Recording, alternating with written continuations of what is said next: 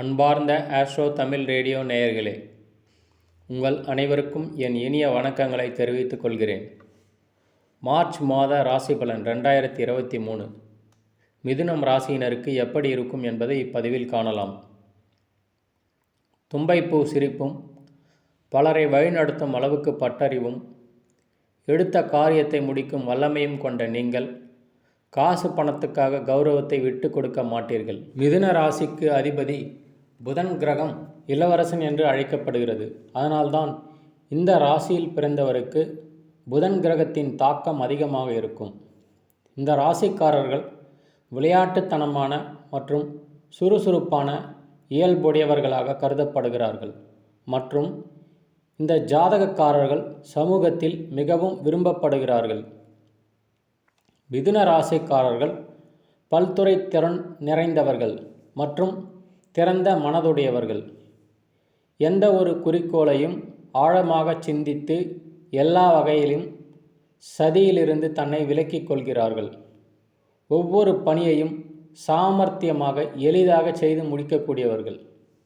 அவர்கள் வாழ்க்கையின் எந்த துறைக்கு சென்றாலும் அதில் ஒரு நல்ல வாழ்க்கையை உருவாக்குவார்கள். இதனுடன் அவர்கள் நல்ல தலைமைத்துவ திறனை கொண்டுள்ளனர்.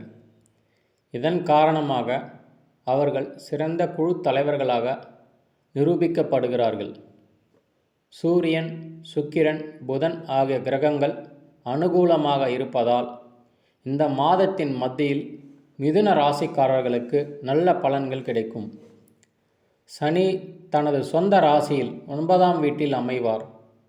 மார்ச் 2023 மாத ராசி பலன்படி குரு 10ஆம் வீட்டில் தனது சொந்த ராசியில் அமர்ந்துள்ளார். இந்த மாதத்தின் முதல் பாதி வரை ரிஷப ராசியில் 12ஆம் வீட்டில் செவ்வாய் பயிற்சிப்பது, முதல் வீட்டில் மிதுன ராசியில் செவ்வாய் பயிற்சிப்பதும் உறவில் சிக்கலை ஏற்படுத்தும்.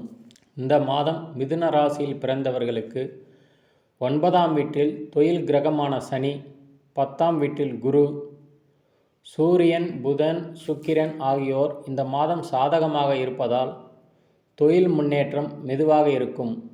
மார்ச் மாத ராசி பலன்படி சனி தனது சொந்த வீட்டில், சூரியன் 10ஆம் வீட்டில், புதனும் 10ஆம் வீட்டில், சுக்கிரன் 15ஆம் தேதிக்கு பிறகு 11ஆம் வீட்டில் இருக்கிறார். அத்தகைய சூழ்நிலையில் சொந்த கல்வியில் நெகிழ்வான முடிவுகளை பெறுவார். கல்வி கிரகமான புதனும் குருவும் இணைந்து இம்மாதத்தின் நடுப்பகுதி முதல் மாத இறுதி வரை படிப்பில் நல்ல முன்னேற்றத்தை கொடுப்பதோடு மாணவர்கள் படிப்பில் உயரவும் முடியும். சூரியன், புதன் மற்றும் சுக்கிரன் ஆகிய கிரகங்களின் நிலைகள் சாதகமாக இருப்பதால் மிதுன ராசியில் பிறந்தவர்களுக்கு மாதத்தின் நடுப்பகுதி குடும்ப வாழ்க்கையின் அடிப்படையில் சிறப்பாக இருக்கும்.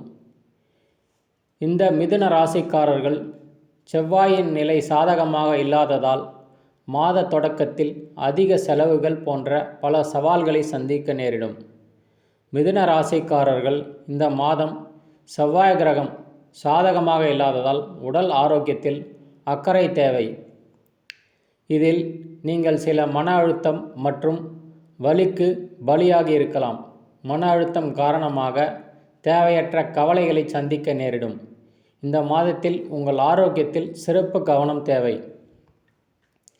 இந்த மாதத்திற்குண்டான பரிகாரம் என்னவென்றால், தினமும் 108 முறை ஓம் புதாய நமக என்று ஜபிக்கவும். இதேபோல் அடுத்து ஒரு பதிவில் மீண்டும் சந்திப்போம் என்று சொல்லி உங்களிடமிருந்து விடை பெற்றுக் கொள்கிறேன்.